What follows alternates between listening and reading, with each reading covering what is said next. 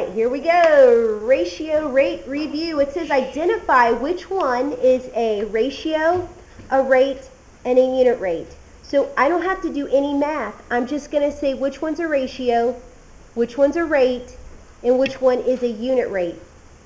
I know right off the bat that a unit rate has what in it? What number? 1. The number 1. So I see 6 feet per 1 second. This is a unit rate. I don't have to do any math.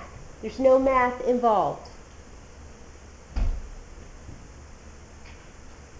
Now, a rate tells me there's a relationship between it, like miles per hour. A ratio is just a comparison of two numbers. So which one of these would we say is a ratio, where I'm just comparing two things? Well, 300 miles to 14 gallons, could I turn that into a unit rate? Yeah. Yes. So then that would be a rate. If it could be a unit rate, but it doesn't have a 1 in it, then we're going to assume that that is a rate. So what's left is 18 children to 4 adults. That is a straight up ratio. I'm comparing two numbers.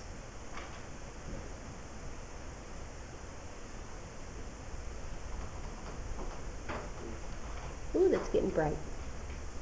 Now we're moving down to find the unit rate, 300 miles to 14 gallons. What should I do? I'm going to divide. I can go ahead and set this up. 300 over 14. Remember, our unit rate can also look like a fraction. And this bar means to divide. 300 divided by 14. So what do I get? I put in my calculator 300 divided by 14. 300 divided by 14? Let's go 2 places out. 0.4. I thought it was 21.42. Yeah, 21.428, blah, blah, blah, blah, blah, blah, blah. We're just going to keep it at 21 point, and I'm going to put 43 because I said to go 2 places out, and that 8 makes the 2 round up. Wait, so what if you have like 21.42? That's okay. It does not specify on here how many places after the decimal, so you're totally fine. Okay. Okay, number 3, it says, this one was crazy tricky the way they're asking. It says find the rate, and we got to look at the labels. I have student and assignment.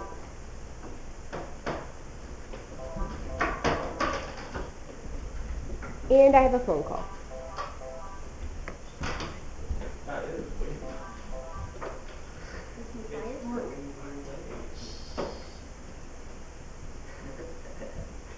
It doesn't have to be now. It's just whatever. I mean, unless there's no change at all.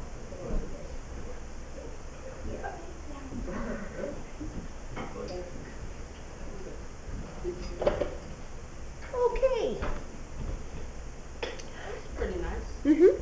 So let's take a look. We have some choices. We're going to work backwards from our choices. 5 assignments per student.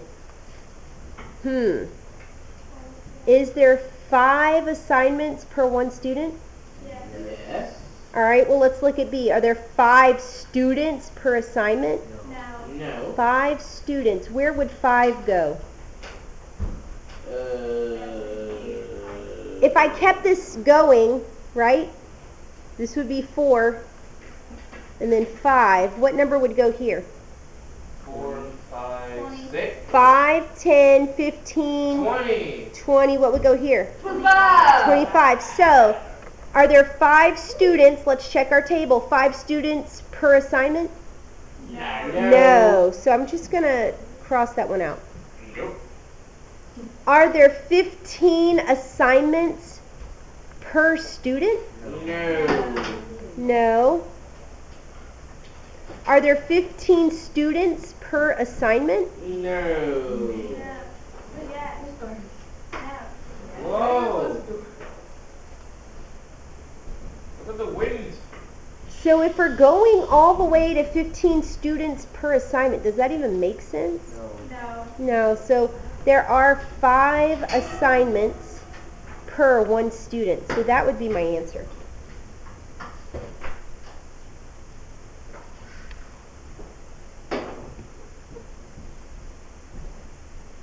Okay, number 4, use the table to write the proportion.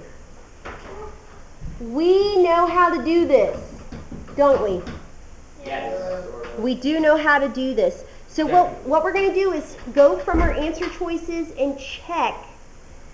So 3 over 12,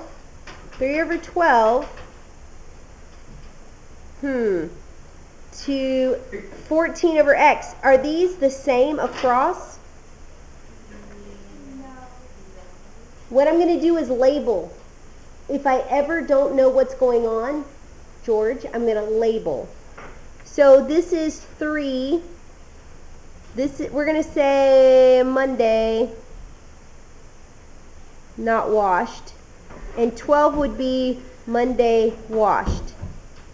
14 would be Tuesday washed.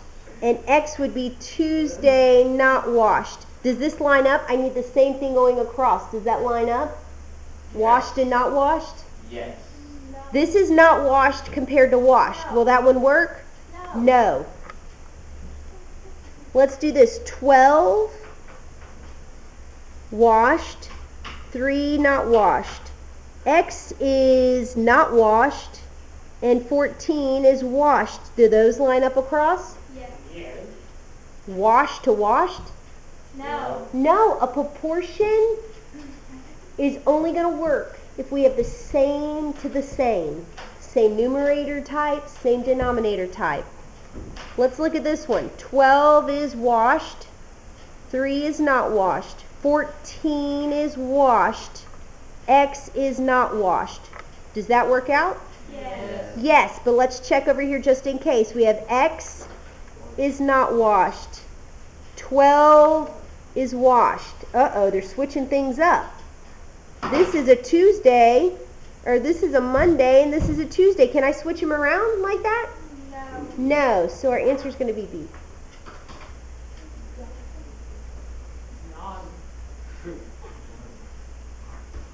Okay, now we're doing the same thing with number 5, but it's from a word problem. What I want you to do is we're going to write it as we read it and then see which one sets up exactly how we have. We'll see if that's a good strategy to use. I bought 6 Star Wars books for $13, so I'm going to put 6 over 13.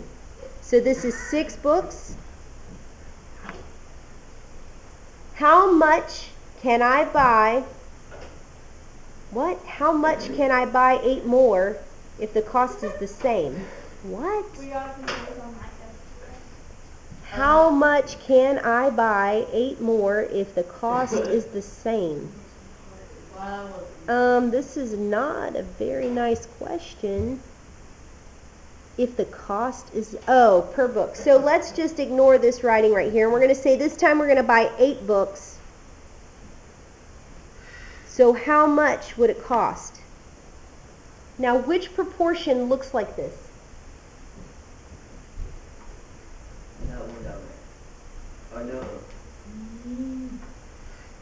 Which one looks like this? Does it have to be in the same order? Could I switch on either side of the equal sign? It would be 6, 8. It would be the bottom one, the right, bottom right. The bottom right, 6 over 8. Is that what I have here? Yeah. Pretty much, yes. No, I have 6 over The 13. one next to it. Here, 6 over 13 is equal to 8 over x. Just because they're reversed, it's still equivalent.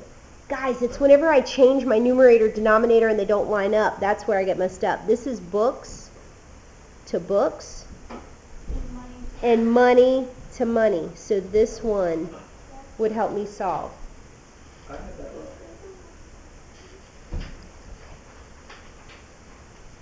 Now, whenever I copied this, it copied all funky. So what are we jumping to? This one next? I want to go to where it says number 6. I copied it wrong, so it looks wrong because of my copying. Let's go back. Go to number 6. I know, I copied it wrong.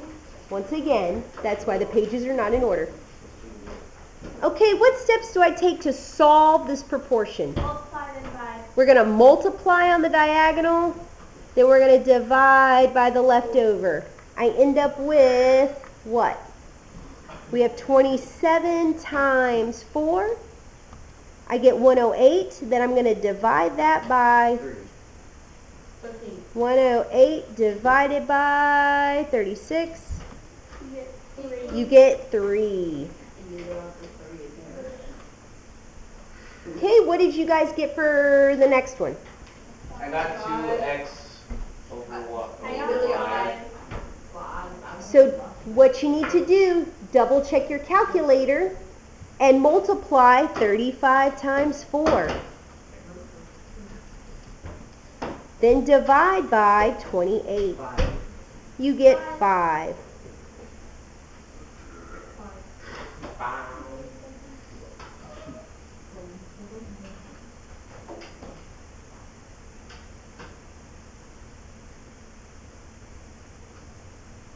Okay, number 7, use the graph.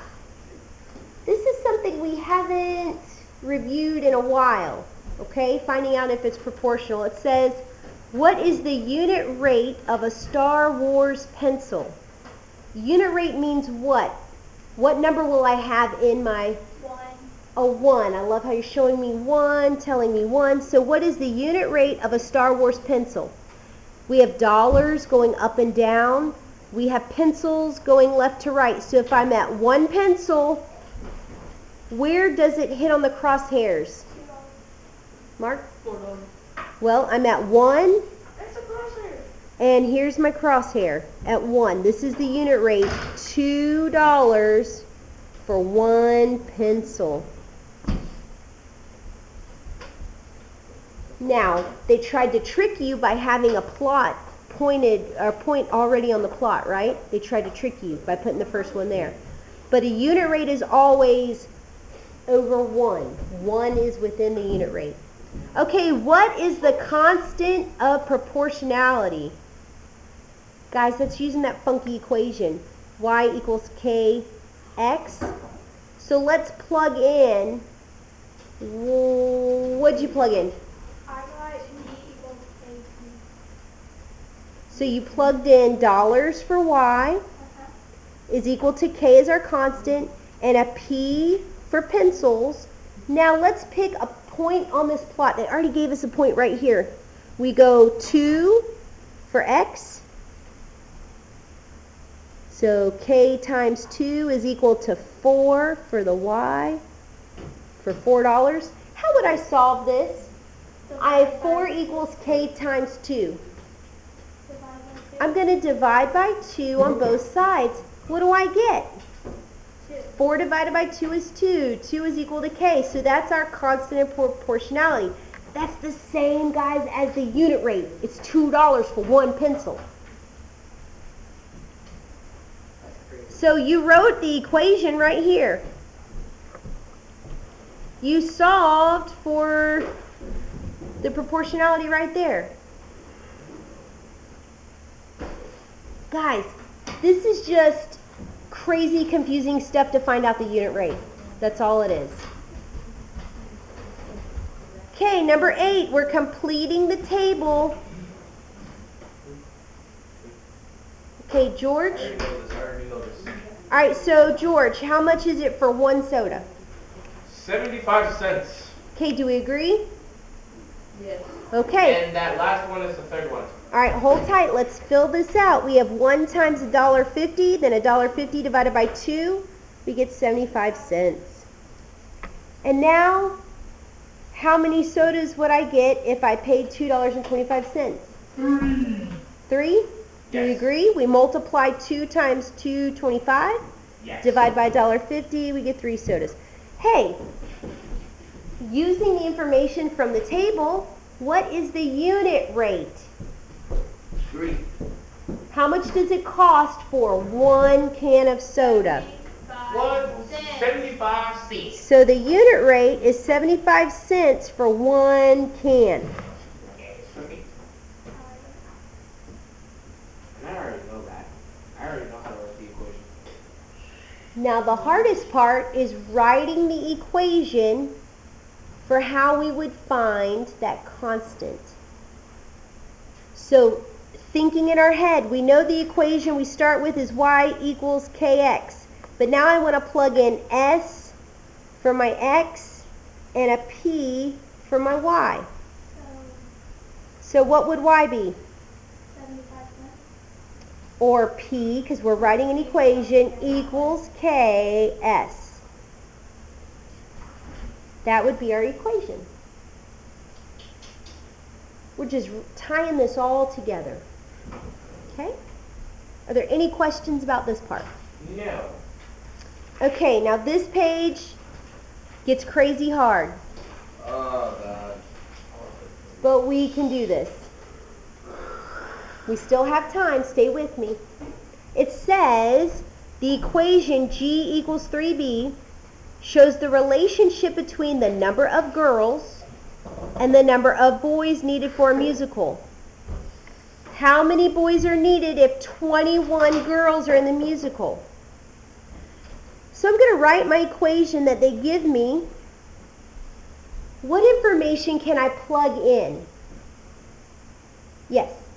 You can plug in 21 girls. I can plug in 21 girls for G. So I put 21 is equal to 3B. What's my next step to find out how many boys or B? What would be my next step to solve for B? I'm multiplying 3 times B. Divide by We're going to do the inverse, which is divide both sides by 3. 21 divided by 7. So how many boys are needed? I need 7 boys. I love that they gave us the equation to find it and solve it, to work it out. I only got a 7. Is that good? Let's look at B.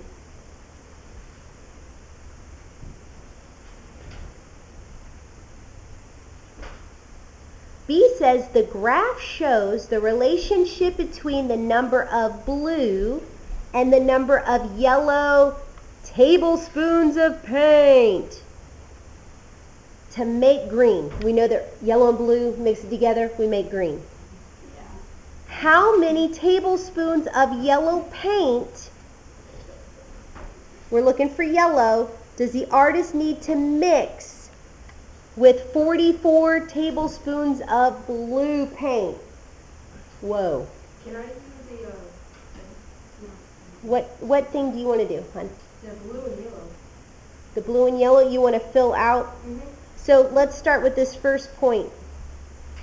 What'd you put in for how many, see blue paint's at the bottom? That's our X.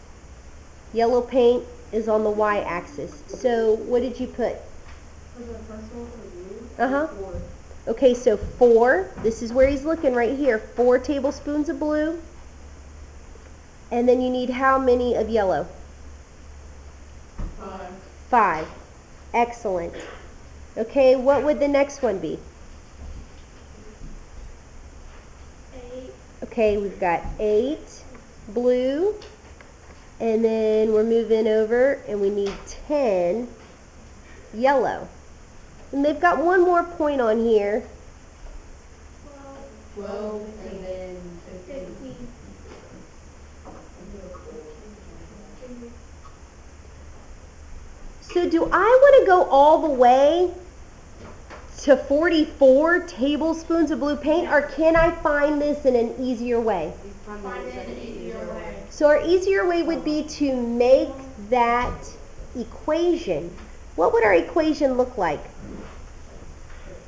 Well, remember, this is x, this is y, and our constant is y equals kx. This is our shortcut.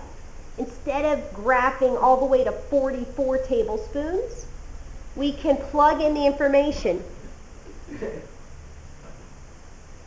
So we know how much blue paint, correct? Yes. So we're going to put 44 in for x. K is our constant. And then we don't know our y, do we? Yeah. What we're trying to figure out.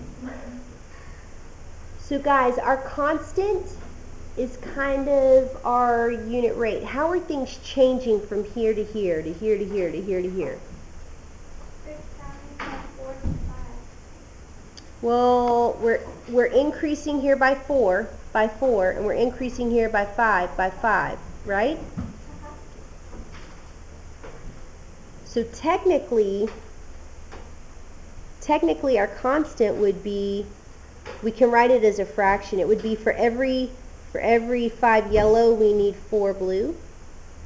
And then we're timesing that by 44. I know this looks crazy, but technically this is how this works. We're going up 4 over 5, up 4 over 5, up 4 over 5. That's called the slope or rate of change, and that's something you're going to be hitting hard in 8th grade. So in our calculator, let's go ahead and use our fraction tool. We're hitting our fraction button 5, fraction button 4, times 44. What do we get? 55. We get 55. So I need 55 tablespoons of yellow paint.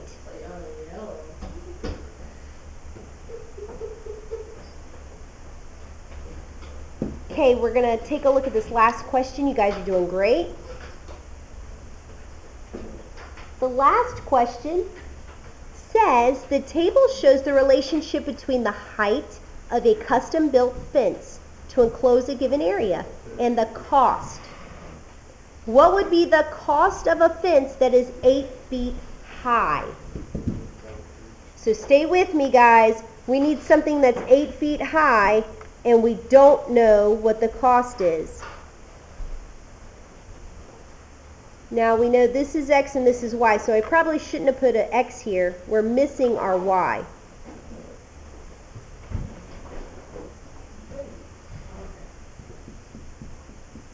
What would our equation look like? If we go back to our y, I'll write it here, y equals k times x. Do I know what y is? No. No. But you know what X is. I do know what x is. Let me scoop this up for you. But, oh my gosh, I don't know the constant. The constant is also our unit rate. So what could I do, let's say, with these two numbers to find out the unit rate? We're going to divide them. In our calculator, we're going to take 225 divided by 3. Quickly, guys, what do we get? We get 75 times 8. Okay? So it's going to cost $600 to enclose this area. Alrighty.